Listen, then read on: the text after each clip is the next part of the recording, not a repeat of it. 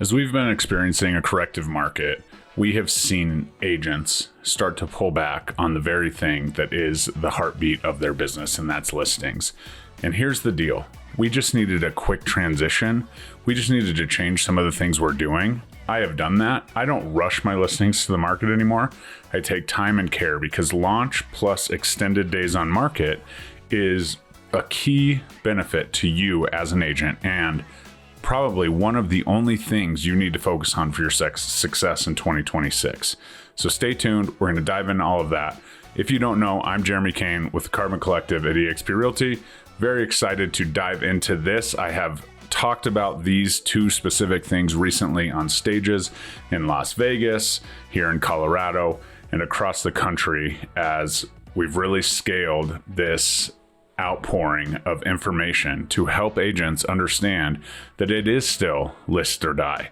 It is still, those listings are still the heartbeat of your business. So let's go.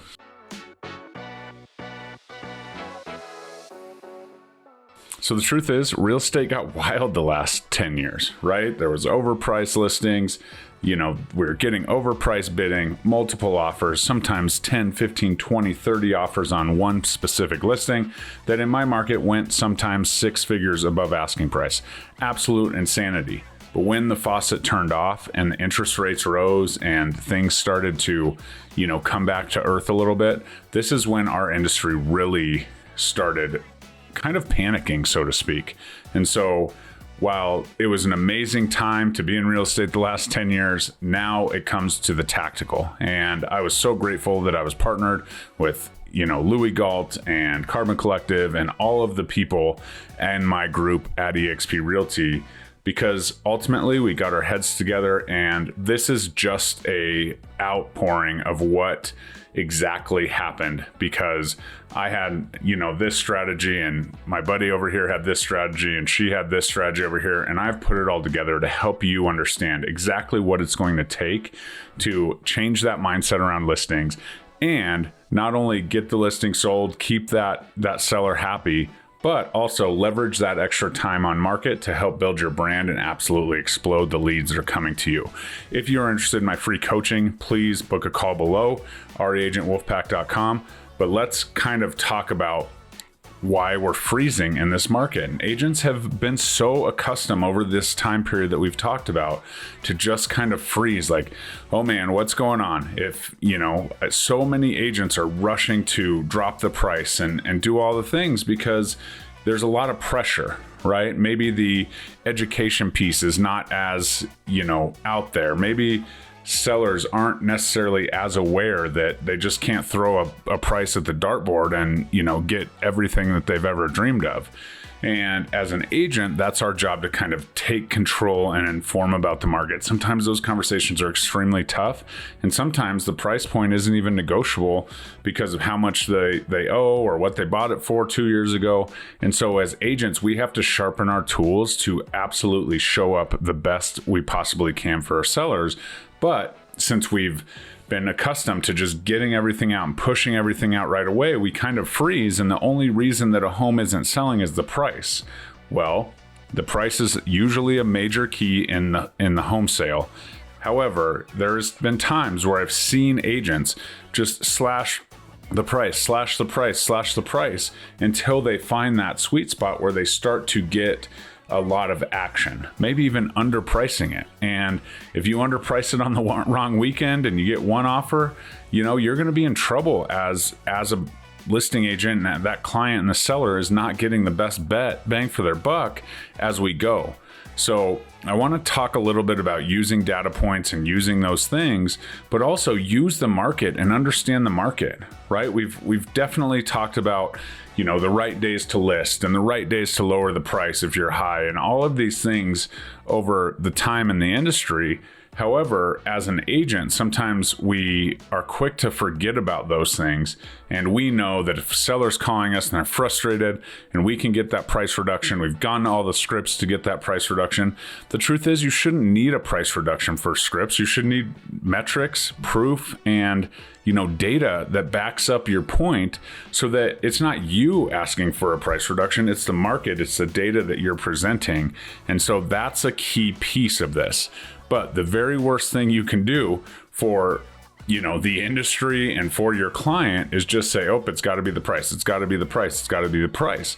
Yes, it may be the price, but let's talk about the data that shows that. Because I often am like, well, I can certainly, argue an appraisal at this value, right? That's something that I absolutely say often. However, we've had 2 showings. Nothing's moved. It's a little bit slower of a time, so on. Let's look at some other positionings that we have. And if time is of the essence, maybe we do need to lower the price. But if we have the patience, let's not race to the bottom to find that market when ultimately we have the data that shows what the price should, be around. And if we're in that window or a little bit below that, I think we have to be really careful about just price cut. And ultimately, our value as an agent needs to not be based around just emotional feeling and moving this property as soon as possible if that's not what the seller is looking to do. So ultimately, what I did is I stepped back and I was talking to the group of agents who I coach, and I was asking a lot of questions as the market shifted. I'm very, blessed because I have agents in 39 states, 4 different countries. And the truth is that it's pretty typical. They're at one point of the continuum, right? Maybe they're just starting to see the slowdown. Maybe it's been slow for 6 to 18 months, or maybe they're somewhere in the middle. And so as I coach these agents and talk about these agents, I'm collecting their information, what's going on in their market, so that I can come to you with the very best information so that I can help other agents across the country do that. Again, if you're interested in partnering with me, let's have a conversation. But for now, what I had to do is say, okay, we need a mindset shift. Right? We need to understand that longer days on market is not a negative piece, right? As long as we have expectations and we're doing the thing for the seller, we have the opportunity to show our expertise in marketing the property. We can do more videos, we can do more open houses, we can do more, community spotlights, we can do more flyers, we can do all of the things. And ultimately, yes, that helps sell the house and get it out there in the greatest light possible and sell it for the most amount of money. But it also helps us leverage our brand and use that listing to grow our brand. And if we start to tell the story of our brand and what we're doing that's based on data and really cool marketing still, but it's not just all blown up in a 24-hour news cycle and then it's gone, then we absolutely have the opportunity to leverage some of these amazing marketing materials that we've created or have been created for us to grow our brand as well, while keeping the seller happy, while making sure that the listing is properly marketed and, will sell for the most amount of money possible for our sellers. So that little mindset shift was like, okay, this isn't panic. This is time to absolutely show what we have. It shows our expertise, it shows our knowledge, and we actually get to drip the information out to the community at a rate which it can be consumed versus just like, boom, throwing the bomb all at once, because we have to get it out there, because if we don't, our brand doesn't have anything to do with it. And, we're going to have a bunch of content and wasted stuff that, we can't even do because it's already under contract, and it doesn't make sense to continue to market this property once we get through inspection and so on. So as we kind of step back, it's absolutely an opportunity, and that's the mind shift. So what's this look like? Okay, first and foremost, it comes with an absolute, strategy that's attached to days on market. So I, in fact, have a GPT that will ask you the address, it'll go find the days on market, and it'll create a marketing strategy for you with reels, with your outlines, with your scripts, with all of that. The caption will do it all, tell you when to do open houses, tell you when to do business spotlights. You can take that and make it your own. Just comment listing coach below, and I'll make sure I get that over to you. You can also head over to Instagram and DM me listing coach, and it'll get it instantaneously. And that's at thereagentplaybook.com. So as we kind of do, it'll split out something that's like, okay, your average days on market is 40. Here's the deal. 30 days is, an example that I've used in the title or whatever in this video, but let's base our marketing strategy on the average days on market, because we want to be above average. And if we sell the house on day 39 and average days on market's 40 when we get going, then we're above average, right? And so we can have, some positivity around that. But if I'm just pushing everything out for day one with no prep and we're just kind of throwing it all together, the truth is we're not leveraging anything. And then the home sits through the first weekend and maybe the next weekend, then the seller's like, okay, what are we doing? And at the end of the day, if we're not doing enough, then they start to wonder and they start to give us ideas, right? And that's where we know when we're being reactive and we're like, okay, yeah, we'll do an open house tomorrow. Like, we all know that the longer the open house is scheduled in the MLS and on Zillow, the more traffic we'll get. Like, let's be real here and let's come as professionals and take the marketing strategy to the client. Right. And so that's exactly what we need to do. So week one looks like, okay, we're going to build awareness. We're going to do MLS. We're going to do a sign, maybe print some flyers. Right. And then week two, let's build some engagement. Let's do a little bit more creative. 5 favorite things we love about this house, or, what this area looked like when we first moved here versus now, like how amazing all the amenities are and all of this. And then we talk about lifestyle. Right. In week 3, really highlight that, what it's like to go to the park in this, community, what it's like to live, on half a mile from this, great dirt road or this walking trail or whatever it is.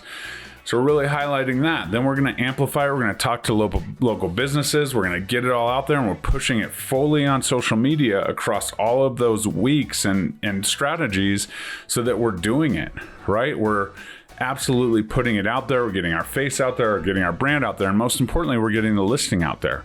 And then we have this weekly conversation with the seller. We tell them they're going to hear from me on X amount of day between 1 and X time, and we're just going to get down to it. We're going to talk about it. We're going to say, okay, this is what we did last week. This is kind of the feedback we've got. This is the impressions and views and engagement on social media. We had this open house. This is how many people we had through. We had this many showings. This is the feedback. Maybe we need to address some things there. And then we're off to the races. This is what we're doing next week, right? So the seller at no point is really pushing anything to you in front of you to make your life difficult or, whatever you would think, because they know the plan, they know the strategy, they feel like they're a part of it. It's based on numbers. And we're off to the races, and we're having that communication as we go. And as we get towards that average days on market, right? Maybe we are a little overpriced. Maybe the feedback start to come in, overpriced. Okay, cool. Well, here's the data. We've been on it, $450 for this amount of time. We haven't had any offers. We've had this amount of showings, which is, kind of right there at the days to pending that we should be. And we're just not under contract yet. So, maybe it is time to consider a price reduction. What's a price reduction look like? Well, we've had this much advertisement. We've pushed it out to this many people. Let's talk about a $10,000 or a $15,000 price reduction. I think that'll do it. And obviously that depends on the metrics and the data and all of that. But that's when you have at least proof of concept that those things have, come and gone, and then we're ready to roll. So now moving forward, we have all the information, we have all the marketing, we have all of that, and we have the data to show that we could maybe have a price reduction. And then what do? We rinse and repeat, right? And as you know, this is an absolutely massive opportunity for you to relaunch the listing, to really get some momentum.